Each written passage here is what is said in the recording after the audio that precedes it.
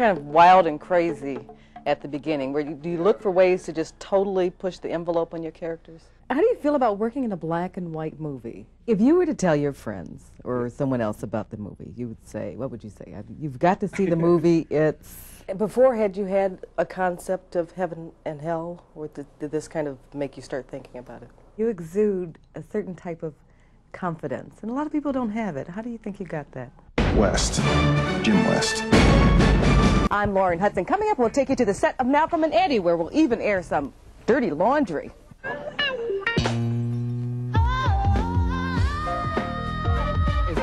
Funny bone. They just won't leave you alone. Eddie Griffin is kicking up his heels these days as star of the hit UPN show Malcolm and Eddie. But just a few years ago, this comic from Kansas City got off the Greyhound bus in Hollywood, homeless and broke.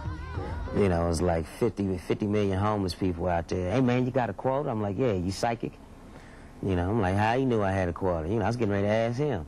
Nevertheless, Eddie used his comedy to con his way into clubs, and in just 4 months was touring with comedian Andrew Dice Clay.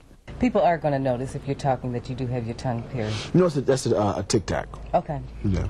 That you do this balancing act, so you keep this tic-tac keep it right there, right here all the time.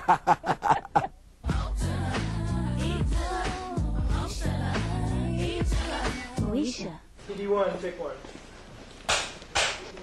Behind the scenes with Moesha's star Brandy. Oh, that's me. Though Moesha's now in its 3rd season, Brandy's not quite ready to settle down. In fact, Brandy has big Cinderella-type dreams. My career is my biggest Cinderella dream. I've always wanted to be a singer, and I worked very hard to make my dream come true. When it comes to fashion, the characters on Clueless stand out. But their wardrobe takes work, coordinating the funky footwear, high-fashion hats, and outrageous outfits. Designer Vicki Brinkford gives each star their distinctive style.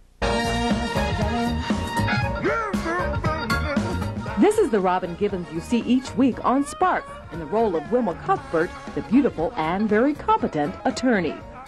And there he is. But here's a side of Robin Givens you rarely see. Casual and very candid about her one-time negative image. She says she's gotten a bad rap. I think, to be perfectly honest, that even frightened me.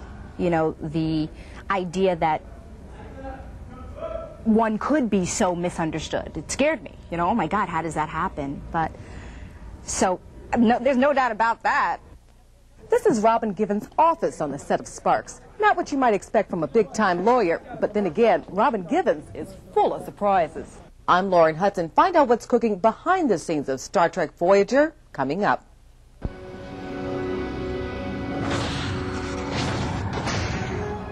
It was a grand entrance for Voyager's newest character.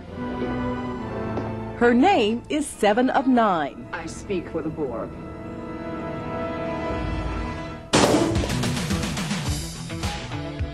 But by many human standards, she's a definite 10. This is actress Jerry Ryan posing for the cover of TV Guide. She's been hot, hot, hot ever since her character hit the show. And this character is so different from what's been on before that it could have gone either way. I wasn't sure what the reception would have been from the fans.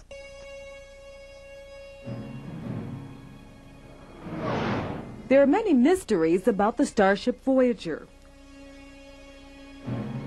like how it flies and what it really looks like close up. Well, here it is, the only original Voyager model. It's actually 5 feet long and made of fiberglass and aluminum. The thousands of man-hours it took show in amazing detail. We went around the sets and took wide-angle photographs of all the sets and put little transparencies about 1/4 of an inch behind the plane of these windows. This has a motor inside so that when we go to warp, the Voyager has the kinetic property of tipping up like this. This back door pops out, and inside we have a very tiny set of our shuttle bay. Captain's log, stardate 50460.3. Building the models is one thing, making them fly another. So it's going through space is on this, and this moves. How does it go Well, through space? this just roll, pitches, and yaws. So that's it, and it does it right here without moving. And while the camera moves, a computer tracks the shots. Then you have a background, or? Well, we would photograph that separately, so all motion is created by moving on this track. So if you see something fly by, your eye and the camera can't tell if it's moving or the model is moving. What if you're having a fight or something? Well, all these ships? that becomes very difficult because you can't shoot them together. So you have an idea what the shot is, then you program it. So here's one, then you record that, then you shoot the next ship and make sure it weaves in and out. A quick scene like this can represent hundreds of hours of work. But as you can see, it's worth it. In Hollywood, Lauren Hudson, UPN 50, 10 o'clock news.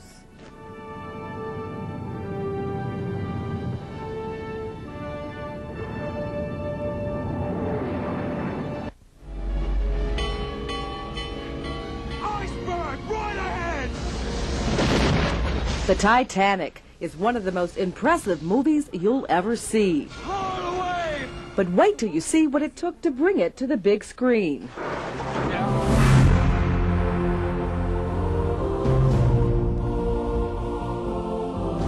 Like the massive historic ship, this movie was a major undertaking. The 775-foot ship set was nearly life-size, only 10% smaller than the actual Titanic. It's not just sort of some ship that we got that looked kind of like Titanic to film the movie on. It's the Titanic. I mean, we built models, we built sets. 18 mil on the Airy, please. The set featured a 17 million-gallon exterior tank and a 5 million-gallon interior tank for the scenes when the ship is flooded. So what's going through your mind when you're running through this water? Oh, when is this going to be over?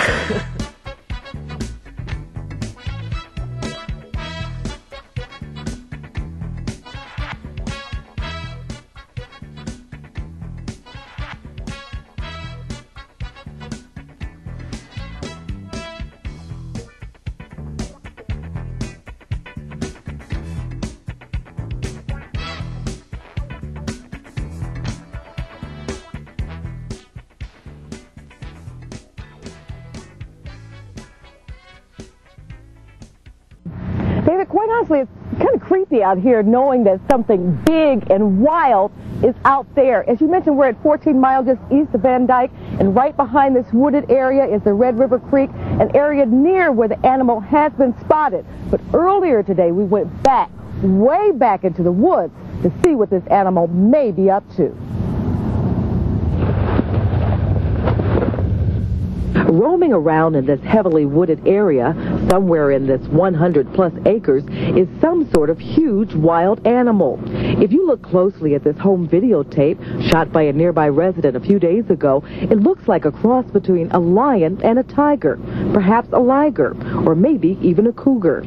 Arlene Rinke saw it out of her window just last night. When he was first hovered down, I could just see like the top of his body and his head sticking up over the top of the stuff, and I just looked and he raised up, and then I could see it just was a large animal, something that didn't look like a dog.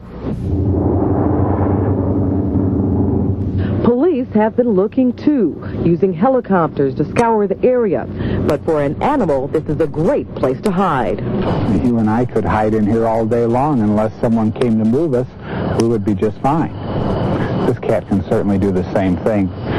It can travel through areas like this several miles a day if it would choose to do so. But the greatest fear is that he won't stay in the woods. As soon as he gets hungry, he's going to seek out the food source, and that's going to be man. It's just the way it is.